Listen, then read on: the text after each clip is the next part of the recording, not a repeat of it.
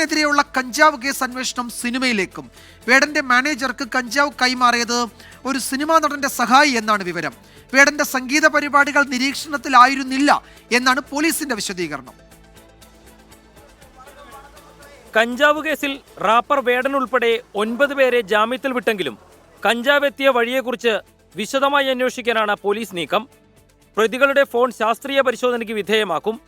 വേടന്റെ മാനേജർമാരിൽ ഒരാൾ സ്ഥിരമായി കഞ്ചാവ് ഉപയോഗിച്ചിരുന്നതായി പോലീസിന് മൊഴി നൽകിയിരുന്നു.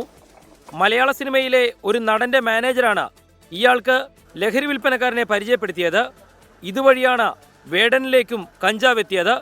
കഞ്ചാവ് വിൽപ്പനക്കാരൻ വഴി സിനിമാ മേഖലയിൽ കൂടുതൽ ആർക്കൊക്കെ ലഹരി എത്തുന്നു എന്നതും പോലീസ് അന്വേഷിക്കുന്നുണ്ട്. അതേസമയം വേടന്റെ സംഗീത പരിപാടികൾ നിരീക്ഷണത്തിലല്ലായിരുന്നുവെന്ന് Kochi city police commissioner Putta Vimaladitya. ഈ വിഷയത്തിൽ നമ്മൾ അന്വേഷണം തുടർന്നുണ്ട്. ഇവരെവിടെയാണ് ഈ ഗഞ്ചാവ് വാങ്ങിയത്, മറ്റ് എന്തെല്ലാം ഉണ്ട് എന്നത് നമ്മൾ വിശദമായി അന്വേഷിക്കുന്നുണ്ട്. പബ്ലിക്കിന് തന്നെ കുറേ ഇൻഫർമേഷൻ നമുക്ക് കിട്ടുന്നുണ്ട്. അതിൻ്റെ ഗുണം ഒത്തിരി ഉണ്ട്. ആക്ച്വലി നേരത്തെ അത്ര ഇൻഫർമേഷൻ കിട്ടാറില്ല.